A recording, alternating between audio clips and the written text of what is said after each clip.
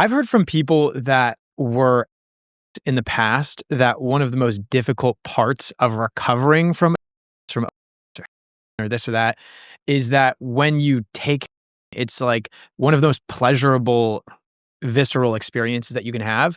And then after that, life that exists, you don't have that level of stimulation in anything.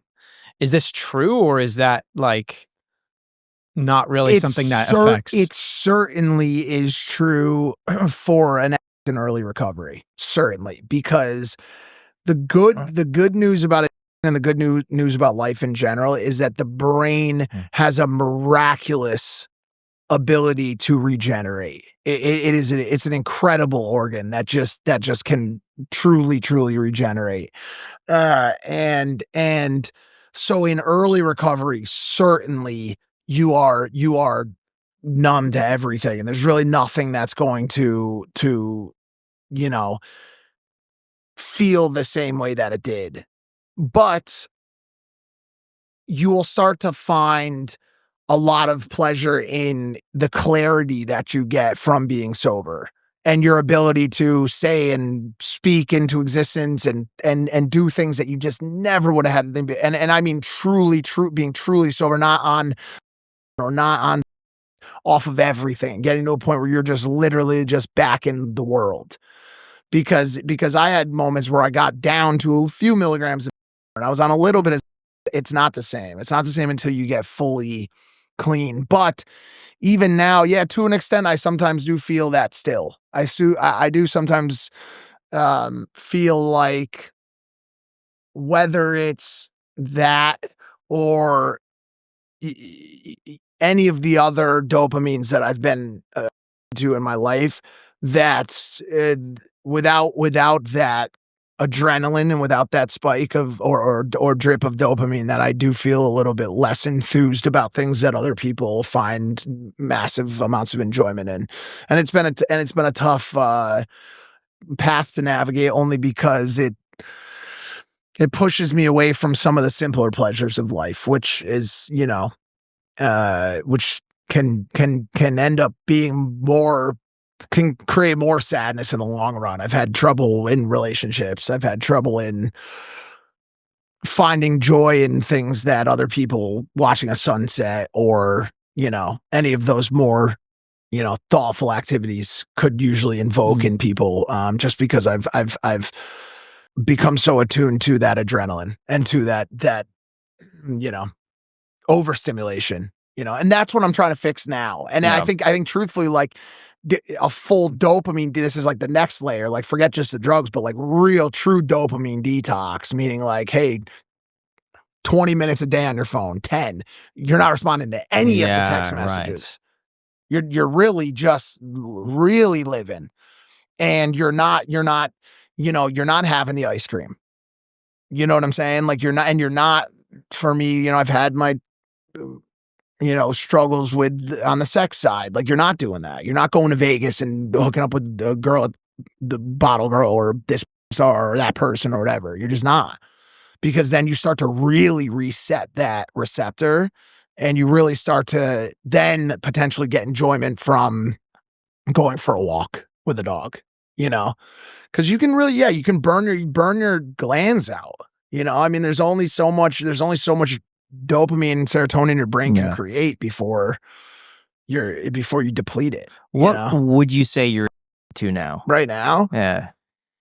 And it might not be like a substance. It could be like views. It could be, TV. I'm in a pretty good, the phone for sure. Yeah. That for sure. That might be my only right now. That one and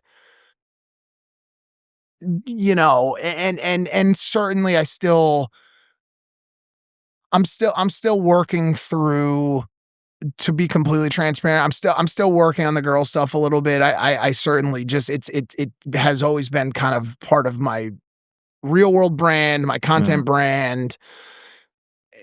I love girls. I don't know how else to say that. And so I just had a relationship for a year and a half, and I did great, and it was wonderful. We just had some compatibility issues that, were not related to that. And I have it in me, but once I then get returned to the streets, as they say. You know, it's not something that I am always incredibly proud of.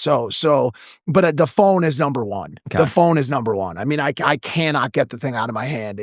And for someone who understands coping mechanisms and has learned how to work through things, the idea that some 13-year-old is learning about this and dealing with this that sucks. Yeah. Because this isn't like or something like that. This is every single human, with the exception of a few Buddhist monks and some people that maybe can't afford it. I don't know. Like every kid out there is just walking around looking at the phone all day, 12 hours, 13 hours, 16 hours. We were not manufactured, evolved. We did not evolve to this type of activity. When I walk out of here, as you know, and I can give you the phone back again and you could look at the re-up, which will still be going right now. Our brains were not trained to interact in some way with 1,000 people a day. Yeah. That's just not. It's tough though, because for you, that's also your livelihood of like, that's your network. That's your 100%. social media. You got to check your emails. You got to take phone calls. Same thing for me too. Yeah. It's very difficult to get off of it. But you should, but if as a 40-year-old, I wish that I could say that I was a little bit more disciplined in not, falling into the doom scroll every once in a while, or, like, there's only so much stuff that I still like to talk about, because like I've tried to like really present a better, my DMs. I always have funny DMs from girls, and it's a funny thing to just look at. Like, you'd never believe someone. What do you like get? Funny. They're just because of the girls that I've always hung out with, and like not as much anymore, but obviously like I had my past with the adult stars and all that. It's like girls are very forward. So just like they'll just send me like, hey, I just got to LA. Can I like give you a, or like just Are you serious? yeah? Are these girls that you've ever talked to before? No. They're just like random messages, and like so it's like another thing that we weren't really designed as humans to. And what does that make you feel when you see something? Nowadays, nothing. Like it's I won't even respond 90% of the time, but it's 90. just like, yeah. Well, now I'm out of the 90 is relationship. honestly not that. Like, if you get 10 a day, that means No, it's not that many. It's not that many, but it's like I've just and that's been that way since I've gotten here, just because I'm a fun, outgoing person. And like Cyndi Lauper said, girls just want to have fun. Like, they love going out and going to the membership club or having dinner or going traveling or whatever, we're doing. And no, more than anything, they just want to laugh. Just want to have a good time, make jokes, like whatever. And so it's like, for me, that's like always something that I've had to like deprioritize from a time standpoint. And that's why I've just been so like lately just wanting to make the relationship side work, because it allows me to like take to really, first of all, build something great with someone and achieve a level of happiness and emotional closeness, and like have a friend, at that level that you can be vulnerable with and they're there for you. But it also like allows me to avoid a lot of distraction. But it just hasn't worked out for me, Yeah.